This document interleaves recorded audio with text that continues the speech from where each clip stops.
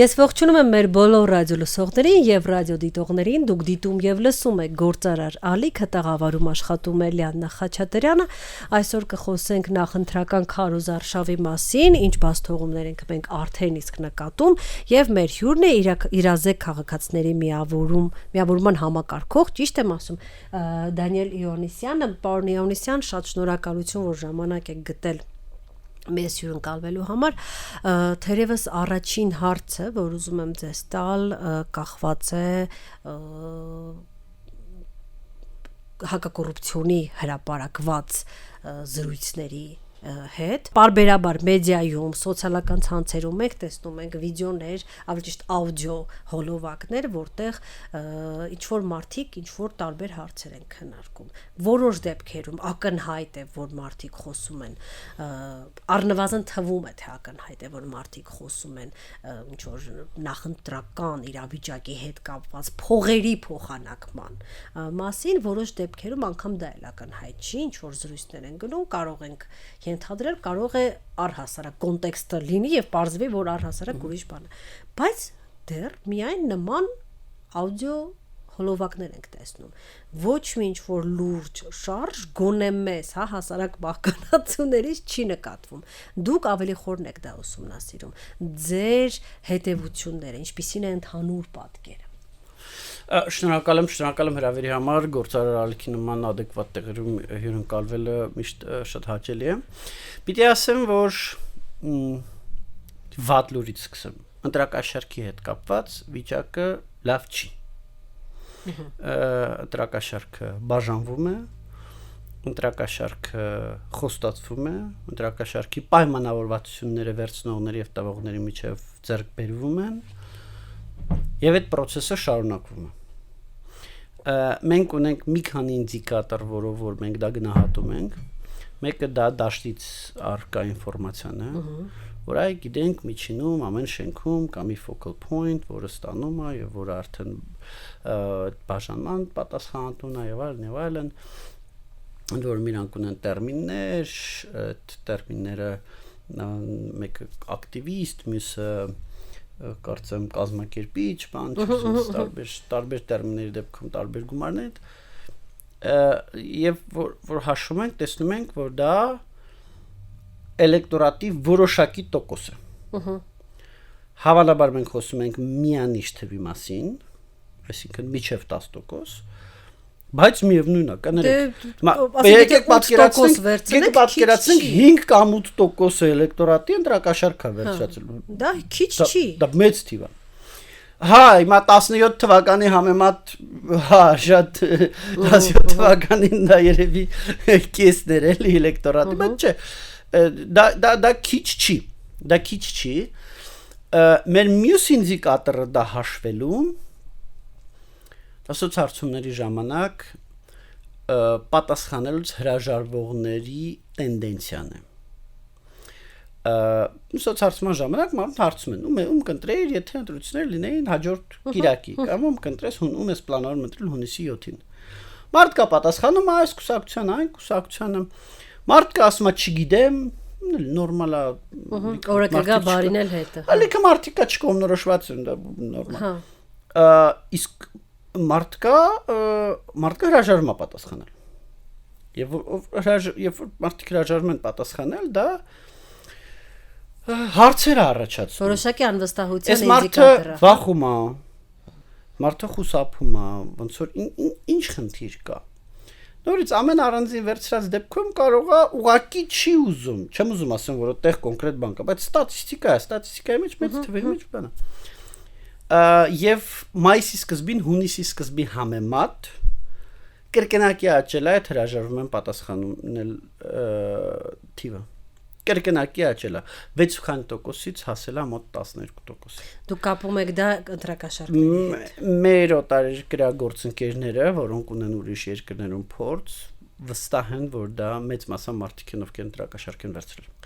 Իսկ դա չի կարող։ Եվ դա թվական առումով այդ մոտ 5-6% աճը, բռնում է այն պատկերացումների հետ, որոնք մենք այսպես ասած ունենք մեր երկարաժամկետ դիտորդության միջոցով օպերատիվ դա ավելի իրավապահներին հատուկ տերմին է, բայց կարելի ասել այդ օպերատիվ իրավիճակի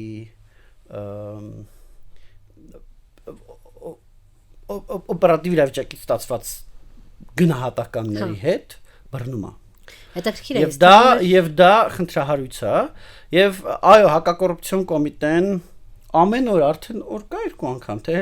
հələ օրը մի հատ ռեժիմում են։ Ամեն օր իրացման է գնում, այսինքն ակնհայտ է այնտեղ երկար օպերատիվ աշխատանք արել են, գնում են իրացման, ինչ նշանակում գնում են իրացման, այդ նշանակում է դատարանից վերցնում են արդեն խոզարկություն, գաղտնի գործողությունները արդեն ավարտում են, արդեն գնում են բացահայտ գործողությունների խոզարկություն, չգիտեմ, դեռ ձերբակալություն, մեղադրանքի առաջադրում եւ հրապարակում։ Որպես կանոնես 3 անում են տենց համարյա միաժամանակ կամ քիչ թե շատ ասենք մի քանի ժամվա ընթացքում։ Եվ այդ հրապարակված նյութերից մենք տեսնում ենք, որ ամեն հրապարակված նյութերում ներգրաված անձանց քանակը տենց ճիշտ է տատանվում է, բայց որ բոլորը գումարես իրար, թվում է մի 100 հոգի է գալու էլի, պլյուս մինուս երևի։ Տենց աչքա չափով եմ ասում, չեմ հաշվում, մոտավորապես 100 հոգի է գալու։ Եթե ընտրակաշարքի սխեմաներում ներգրաված է 100,000 մարդ, ապա այս պայդրությամբ հակակոռուպցիոն կոմիտեն բացահայտել է փոքր թիվը։ Ճիշտ է, ում որ բռնել են, այդ մարդիկ արդեն վերջ, արդեն տենց երկար տարիներով արև չեն տեսնելու։ Բայց մենք այդ խնդիրը ու հələ լիքը մարդկանց բռնելու են, հələ կարող է ինչ-որ մարդ կարող է չհաստատ ինչ-որ մարդկանց ընտրություններից հետո կբռնեն։ Եվ սանկցիաները լուրջ են, միջև վերցնելու համար միջև 7 տարի, տալու համար միջև 8 տարի, ընդ որում ազգային ժողովի տարբեր պատգամավորներ ոնց որ թե նախաձեռնել են, որ ել ավելի խստացնեն, հա, վերցնելու համար միջև 9 տալու համար միջև 10 տարի ազատազրկում դարձնեն, հա։ Այսինքն ով բռնվել է, համարեք որ անց կյանքը խորտակված է։ Բայց միևնույնն է դա մեծ մասը չի։ Բայց թեև դա փոքր մասն է, ես չեմ ուզում տպավորություն ստեղծվի, որ հակակոռուպցիոն կոմիտեն վատ աշխատում։ Հակակոռուպցիոն կոմիտեն այս երկրի պատմության մեջ ամենաինտենսիվ կերպով լատենտային հանցագործություններ բացահայտող մարմինն է հիմա։ Ոչ մի իրավապահ մարմին, ընդ որում մենք ունենք իրավապահ մարմիններ, որոնք հակակոռուպցիոն կոմիտեից տենց մի, չգիտեմ, 50 անգամ ավելի մեծ են, էլի։ Բայց իրականում փոքր իրավապահ, նայենք երևի Հայաստանի ամենափոքր իրավապահ մարմիններից է, կամ կարող է հենց ամենափոքրն է։ Բայց այս խտությամբ որտեղ լատենտային հանցագործությունը դա հանցագործություն է, որտեղ չկա տուժող, որտեղ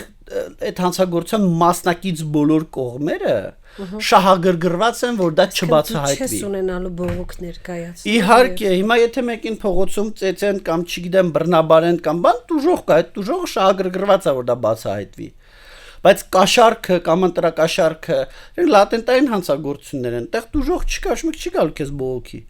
Դու պետք է իհեճուկս դրա բոլոր մասնակիցների կարողանաս ապացույցներ հավաքես։ Այդ ապացույցների հավաքման գործիքակազմը այնտեղ չգիտեմ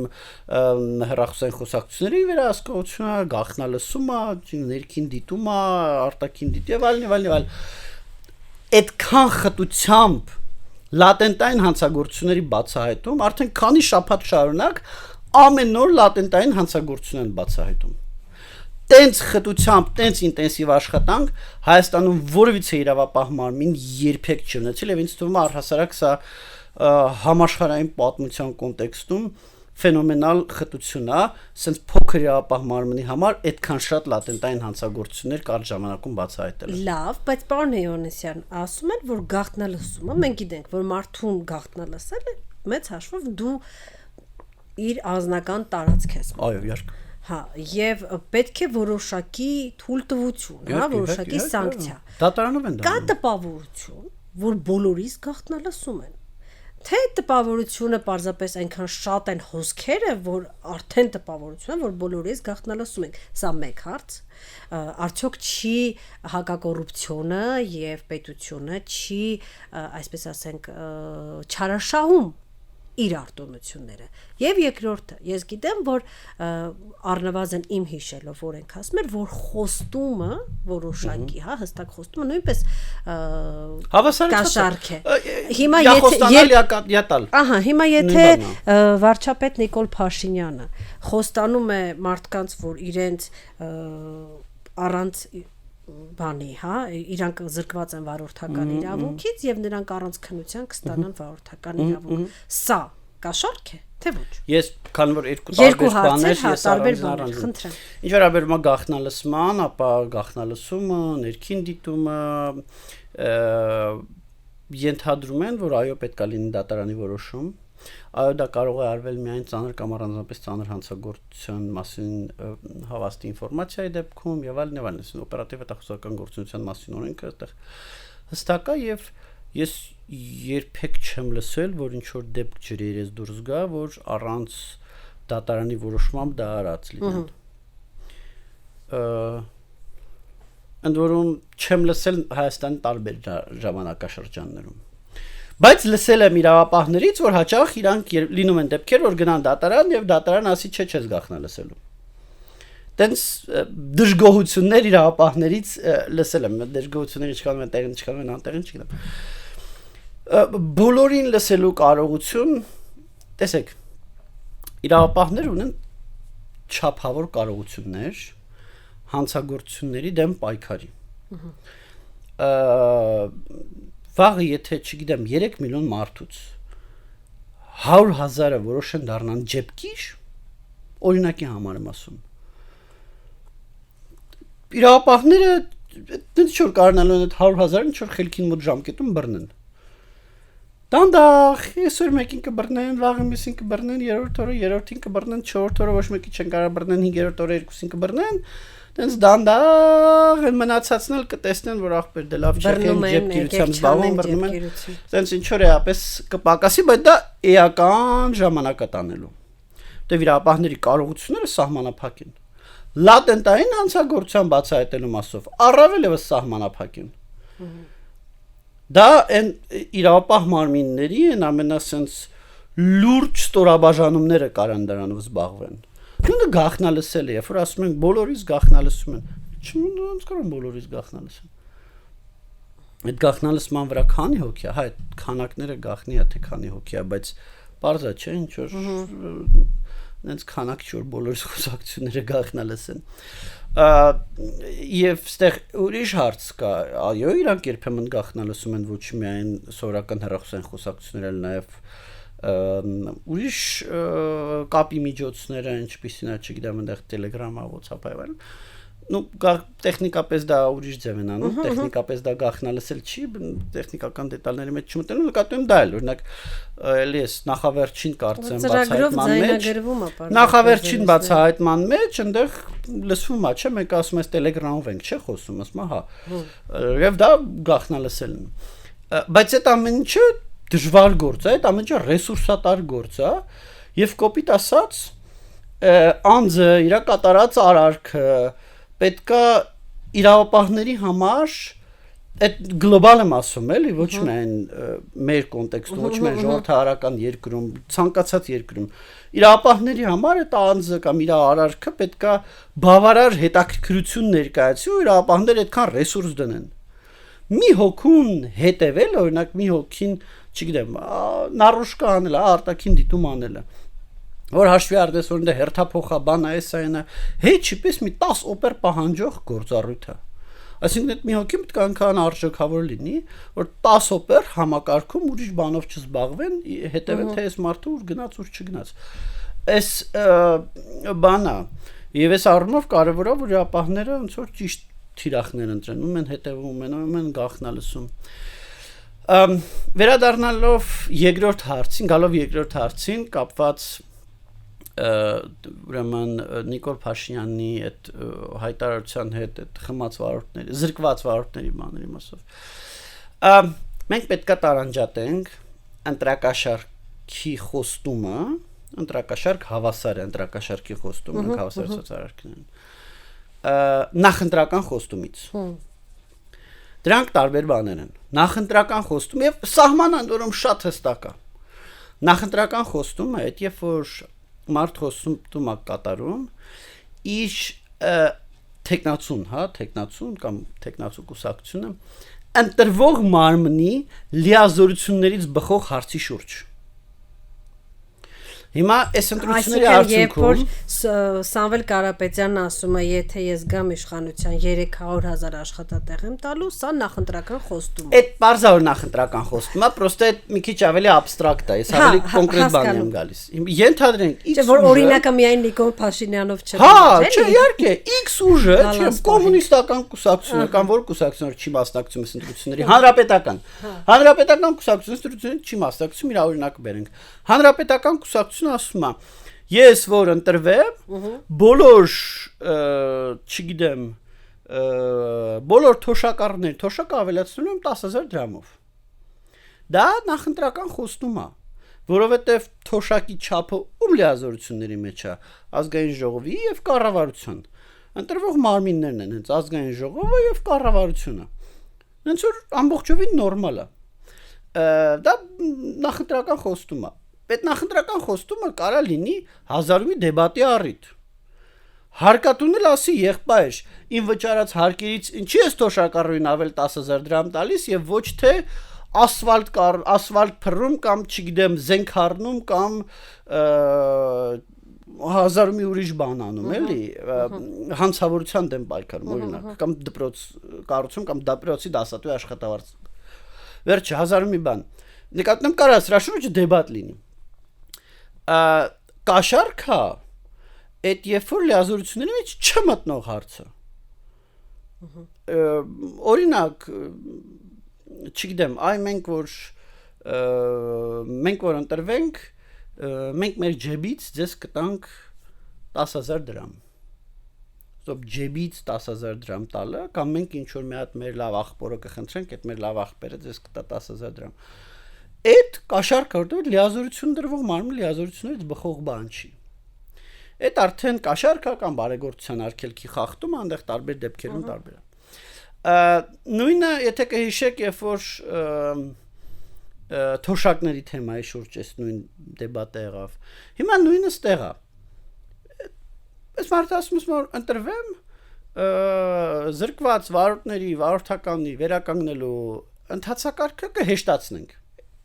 Գլոբալ է դա ասում, հա, առանց քննության կկարողանանք վերականգնել, այնտեղ ինչ որ բարդ բան առաջարկում, բալեր այսքան, բալեր այնքան, նիվաժն ինչ որ բան առաջարկում։ Սա կլասիկ նախընտրական խոստում է։ Սա նախընտրական խոստում է, մարդը ինչ որ բան առաջարկում, ընտրվելու դեպքում դա ընտրվող մարմնի լիազորություններում ալնում, դա ազգային ժողովի սահմանած բան ազգային մի մասը տեղ ազգային ժողովն է սահմանում, մասը կառավարությունն է սահմանում, այսինքն ընտրվող մարմնի լիազորությունների մեջ է։ Եվ հետեւաբար սա լրիվ ընտրողների գնահատման հարց է։ Ընտրող կա, ով որ կասի, ինչ լավ է որ հեշտանում է good իրանց ընտրեմ, ընտրող էլ կասի, ինչ վատ է որ հեշտանում է, որտեվ այս մարդիկ տեղին էին զրկվել, թող գնան բանանեն, իրանց չեմ ընտրի։ Ուրիշին կընտրեմ, ով որ տենց բան չի առաջարկում օրինակ, հա, կամ որ հակառակն է առաջարկում։ Այսինքն սա դասական նախընտրական խոստում է, նախընտրական դեբատ է, ու բոլորովին նորմալ։ Շատ լավ, Առավել ևս մի կարևոր բան էլ կա։ Ընտրակաշառքի պարագայում դա պետք է կապված լինի կոնկրետ անձի քվեարկության դրսևորման հետ։ Այսինքն անձի հետ պայմանավորվածություն լինի, որ ինքը քվեարկության ժամանակ ինչ որ կոնկրետ դրսևորում է անում։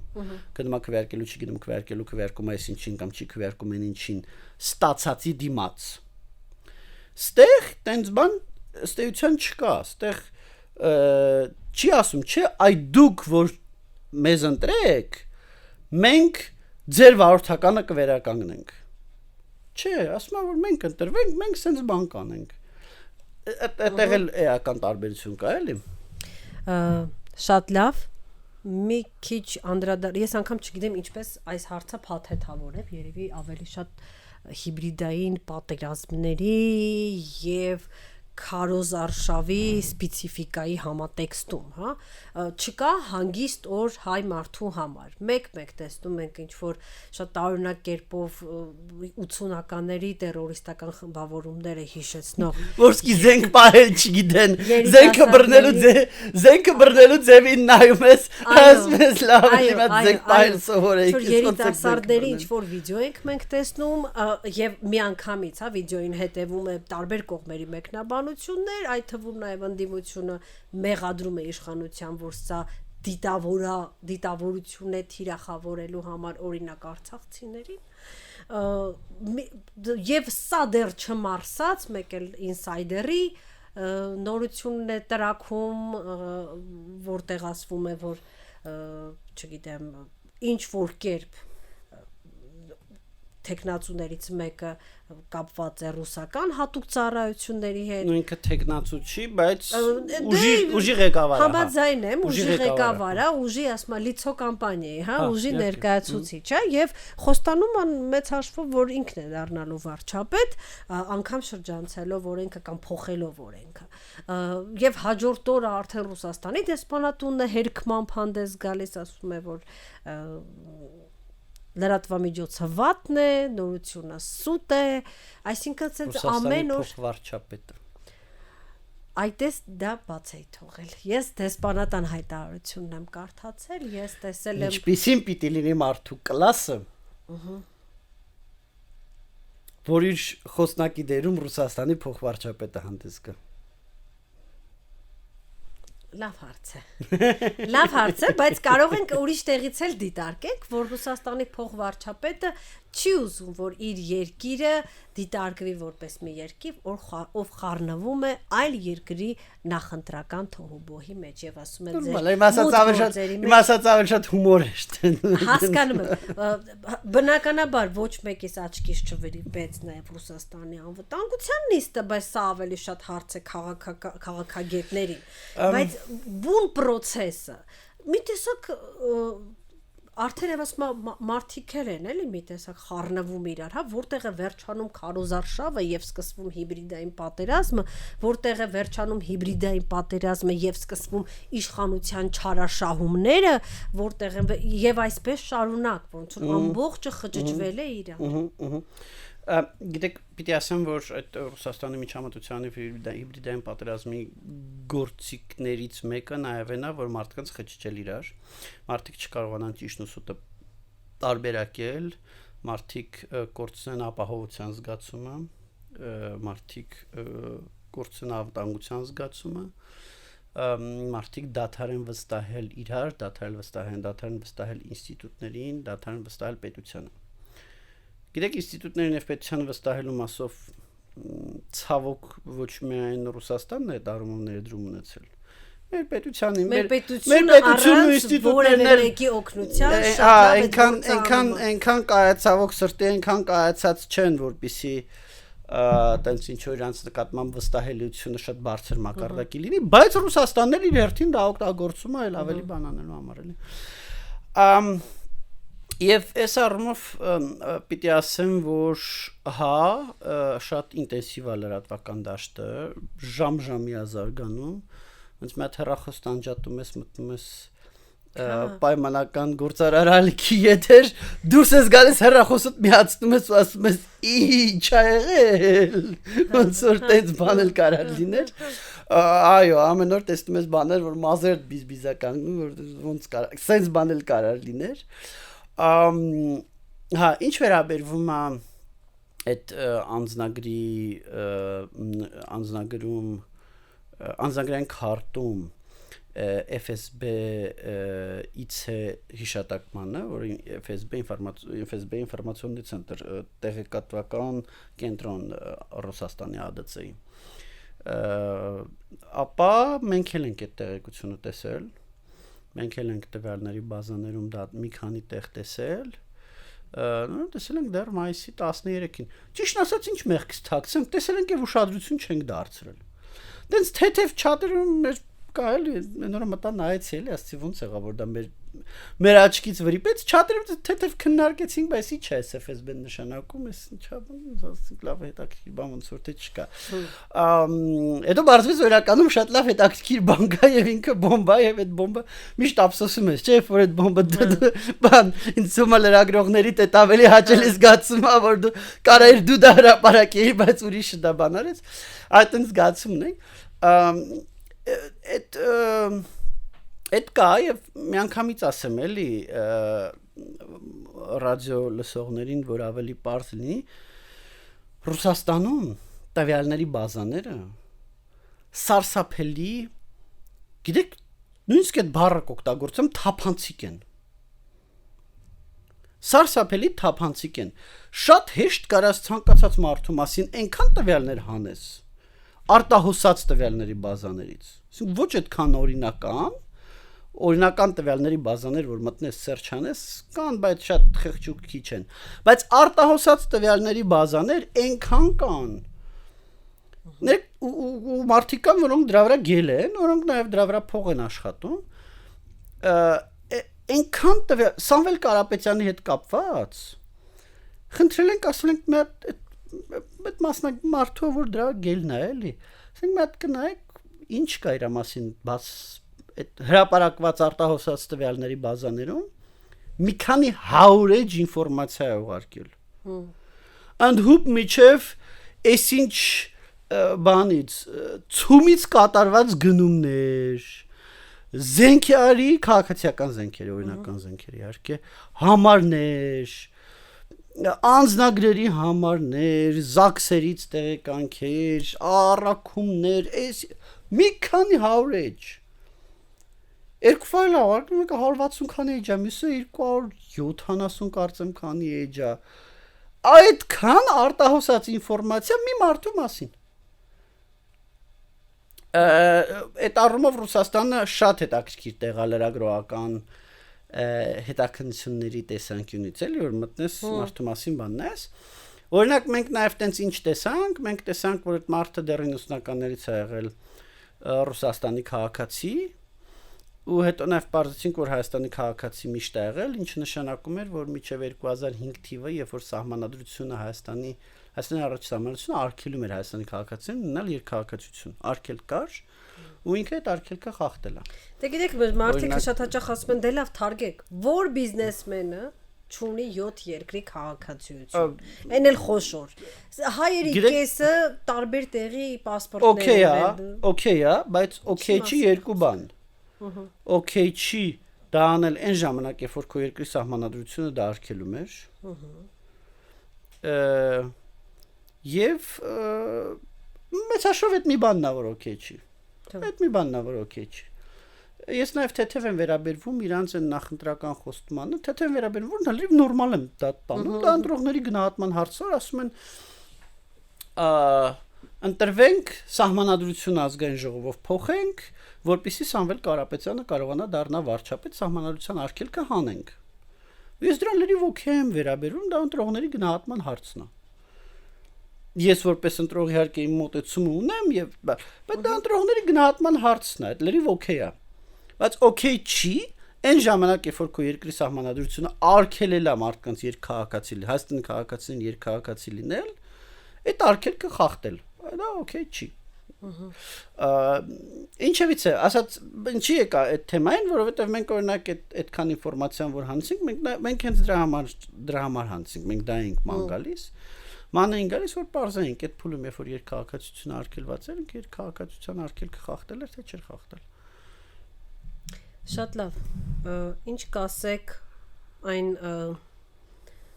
էթիկայի եւ էսթետիկայի տեսակետից բավականին խնդրահարույց տարբեր արհեստական բանականությամբ սարքված հոլովակների մասին, որոնք հարթուկը միացնում ես մեջից դուրս են գալիս ամենուր, սա ինչ որտեղ տեղավորվում է, որովհետև տպավորություն է, որ քարոզչության բոլոր սահմանները անցնում են, այսինքն անձնական թիրախավորումներ, fake ինֆորմացիա բոլոր կողմերից։ Ինձ թվում է, այստեղ շատերը իմ հետ համաձայն չեն, Բայց ես կարծում եմ, որ սա ընտրողների գնահատման հարց է։ Հիմա քաղաքական ուժերից մեկը տեսանյութ էր պատրաստել, ԱԲ-ով պատրաստված, արհեստական բանականությամբ պատրաստված, որտեղ Ծիծեռնակաբերդի տեղը մզկիթ է։ Եվ ասում էին, այ որ այն մյուս ուժը ընտրվի, Ծիծեռնակաբերդի տեղը մզկիթ կլինի։ Շատերը դա տենց քննադատեցին, ահա որ ասենց անենցա, հանրային հեռուստատեսություն հրաժարվեց հեռարձակել դա բան։ Ես դրան լրիվ նորմալ եմ վերաբերվում։ Միգուցե ես եմ սխալ, ես չգիտեմ։ Ես դրան նորմալ եմ վերաբերվում, գիտեք որ կոնտեքստում։ Թող դա ընտրողները գնահատեն։ Ընտրողները գնահատեն թե այդ ուղերձը, թե այդ արարքը։ Թե ոնց ասեմ, դե բառապաշարի դեպքում իհարկե չեմ կարող ասել, որտեվ բառապաշարի դեպքում ամեն դեպքում ինչ որ կանոններ կա, այդ կանոնները չի կարելի խախտել։ Հիմա օրինակ Նիկոլ Փաշինյանի հետ կապված իր որոշ բառապաշար այդ կանոնների գիծնել է հատում, գրված կանոնների, եւ մենք այդ մասով օրինակ դիմել ենք կոռուպցիայի կանխարգելման հանձնաժողով, որ նկատմամբ վարչարություն իրականացություն, որտեվ իսկական չի կարելի այդ կանոնները խախտել, որտեվ այդ կանոնները ինչ-որ կարմիր գիծ են, էլի ի վերջո գրված կանոններ են, օրենքներով գրված կանոններ են։ Բայց մյուս բոլոր դեպքերում մարդիկ մեկ-մեկ նենց բաներ են ասում, տարբեր գործիչներ, տարօրինակ բաներ, սուտ բաներ, ախմախ բաներ, ապուշ բաներ, մռակաբես բառը չգիտեմ հայերեն ոնց է, էլի մռակաբես բան։ Սենց նայում ես, ասում ես, բլիս, սուր ենք հասել, ինչ է խոսում, ինչ է խոսում։ Դες ես դե լավ է, թող ընտրողները գնահատեն։ Պետության գնահատելու բանը չի, դա պետությունը չպետք է այդտեղ խառնվի գնահատի։ Մենք դիտորդներս եւս կարծում եմ, որ չպետք է խառնվենք այդտեղ գնահատենք։ Թող մարդիկ գնահատեն։ Թող մարդիկ գնահատական տրան դրան։ Մարդիկ մենք նաեւ ոնց ասեմ, չպետք է թերագնահատենք անկախ ընտրողներին։ Այն ընտրողներին, որոնք որ անկախ են, որոնք որ սպառում են ինֆորմացիան եւ դրա հիման վրա որոշում են կայացնում։ Վերաբերվել ինչպես փոքրիկ երեխայի, հա, այսպես ասենք։ Նաեւ, որտեղ որ վերաբերվես որպես փոքրիկ երեխայի կներես, դա ցերու չես գնա։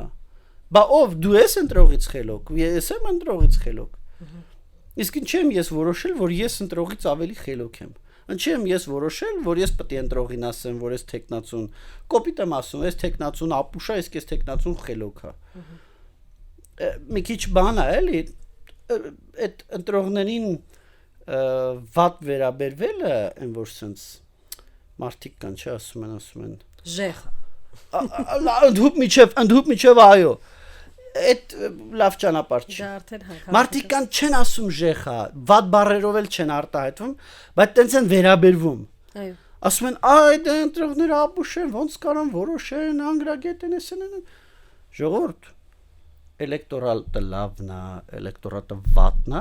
դա էլեկտորատը։ Այ երկարաժամկետ առումով պիտի աշխատես այն ուղղությամբ, որ ընտրողները դառնան ավելի կիրթ, գրագետ, մեդիա գրագետ, քաղաքականապես ավելի հասուն։ Բայց 30 տարվա պետության արդյունքում ունենք այն ինչ ունենք։ Բայց դու ունես այն ինչ ունես եւ դու երկու բան, որ կարմիր գիծ է։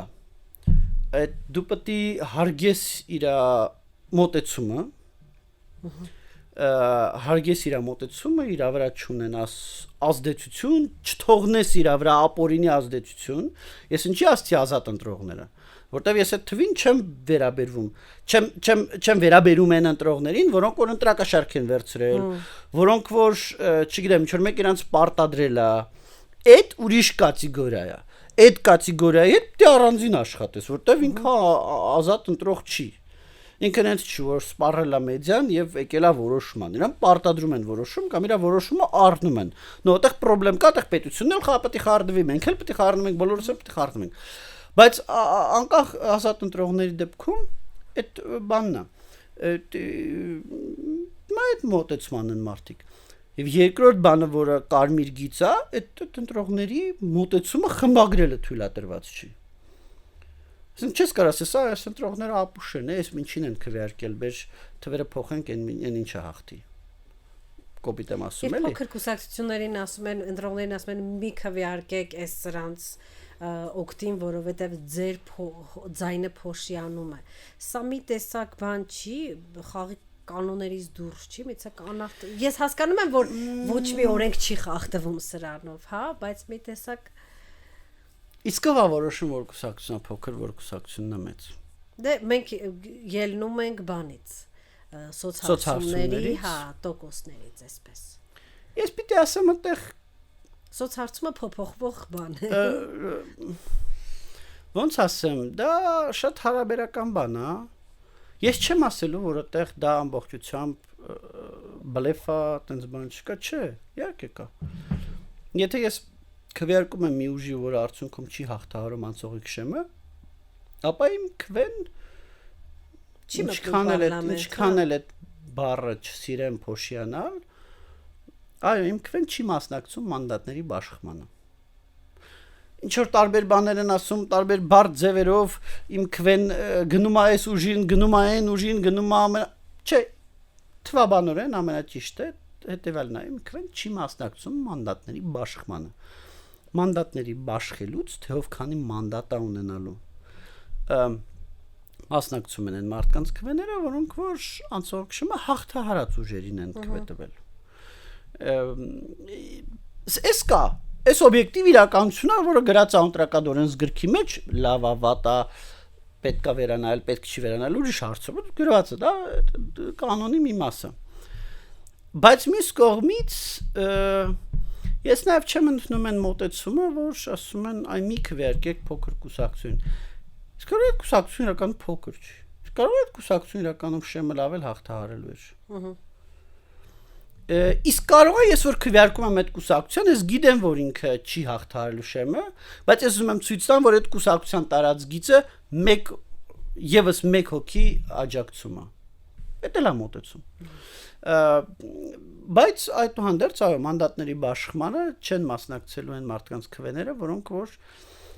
քվեարկել են շեմը չհաղթահարած ուժերին։ Եթե կա հարց, եկեք այս պահը ասեմ, էլի այս պահը շատ է։ Դրական օրենսգիրքը հետևյալն է ասում. Երբ որ տեսնում են թե որ ուժը շեմը հաղթահարեց, որ ուժը շեմը չհաղթահարեց, մանդատների բաշխմանը, որ ասում են թե որ ուժը ազգային ժողովի աթոռների քանի տոկոսը պիտի ունենա։ Այդ տոկոսը հաշվում են ոչ թե քվեարկության ընդհանուր մասնակցողների թվից, այլ անցողի քշեմը հաղթահարած ընտրողների գումարային թվից։ Ենթադրենք, ընտրությանը մասնակցել է 1 միլիոն մարդ։ Այդ 1.200.000-ը տվել է քվեներ ուժերի, որոնք շեմը չեն հաղթահարել։ Այն 800.000-ը տվել է ուժերի, որոնք որ շեմը հաղթահարել են։ Եվ այդտեղ օրինակ մի ուժ ստացել է 400.000 քվե։ Այդ 400.000 քվեն 40% էր։ Բայց 800.000, այդ 1 միլիոնից էր 40%, բայց 800.000-ից այս 400.000-ը արդեն 50% է։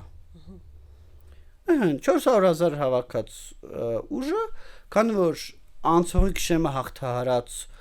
ուժերի գումարային քվեներից ունի 50%, ինքը ունենալու է ազգային ժողովի աթոռների 50%-ը։ Դադրենք ինչ որ մի ուժ էլ հավաքել էր, այսինքն այն խոսակցությունները, որ եթե ձեր ուժը չի անցնում պարլամենտ, իրեն տված տոկոսները գումարվելու է ամենաշատ, դրանք սուտ։ Դա գիտեք ոչ մեկի չի գումարվելու, ուղղակի չի հաշվվելու։ Վերջացա, հասկացա։ Սա է ճիշտ բանը։ Թվաբանորեն զուտ եթե անենք թվաբանություն ու բան անենք, այն մյուս մարդկանց ասացնել, որ գումարվելու է բան անելու, ես չեմ ասի, որ դա սխալ է։ Որտեվ կարելի է նաև թվաբանորեն հետևյալ կերպ ասել, որ այս իմ վերած օրինակում 200.000 քվեն, այդ 200.000 քվեն բաշխվելու է այս մյուս 800.000-ի միջև այսքանը սրան այնքանը նրան, բայց ինչի ենք մենք բարթացնում մեր գործը եւ մեր հաշվարկը, ոնց որ Դա մենք չէ, պարոն Հովհաննիսյան, ժամանակին երկրորդ նախագահն է մեր գործը բավականին բարդացրել։ Որ առումով Սահմանադրությունն ընդունելով եւս պարլամենտական համակարգը։ Չէ, առհասարակ այս բաները հաշվարկի տեսանկյունից էլ, ես Դոնդի Բանաձևա դա կոչում, թե ընտրական օրենսգրքում գրվածն է տենց, թե ամենահեշտ մարդավարի բացատրելու ձևն է տենց, որ այն 200,000 քվեն պայմանական թիվ եմ ասում, որը գնացել է շեմը չհաղթահարած ուժերին, այդ քվեները մանդատների բաշխման վրա ազդեցություն չեն ունենում։ Մանդատների բաշխման վրա ունենում են ազդեցություն այն քվեները, որոնք որ շեմը հաղթահարած ուժերն են ստացել։ Այսինքն մի քվե, որը տրվել է այս 400,000 օրինակ ձեն ստացած ուժին, բնականաբար 400,000-ի մանդատների քանակի վրա մի փոքր իր ազդեցություն ունեցել է։ Իսկ մի քվե, որը տրվել է այն 200,000-ի մեջ, որը չի հաղթահարել շեմ, որոնք որ չեն հաղթահարել շեմը, այն ուժերին, որոնք որ չեն, այդ քվեները մանդատների բաշխման, այսինքն պարլամենտում ուժերի հարաբերակցությունը չի մասնակցում։ Շատ լավ, պարոն Հովհաննիսյան, մենք ծայրահեղ չարաշահում ենք մեզ տրված ժամանակը, ունենք երևի մի 30 վայրկյան 1 րոպե, բայց այդուհանդերձ պետք է հարցնեմ ձեզ, հաճախ մեղադրում են նրանում, որ դուք չեք նկատում իշխանության չարաշահումները։ Ես նոր խոսքի մեջ էլ նշեցիք, որ նկատել եք, բայց այդուհանդերձ ինչ չարաշահումներ եք այս ընթացքում նկատել իշխողուժի կողմից։ Շատ հանցագործության մասին հաղորդումներ ներկայացրել ենք իշխողուժի հետ կապված, կոռուպցիայի կանխարգելման հանձնաժողով 2 դիմումներ ներկայացրել ենք իշխողուժի հետ կապված, դատարան, վարչապետի կին Աննա Հակոբյանը, չգիտեմ իշխող ուժ համարենք թե չհամարենք, աֆիլացված անձ, իր վերաբերյալ դատարան հայցադիում ներկայացրել ենք մենք, գիտեք, մեզ մեղադրում են իշխող ուժի կողմնակից լինելու մեջ, որովհետև մենք նաև ընդդիմության խախտումներին ենք արձագանքում։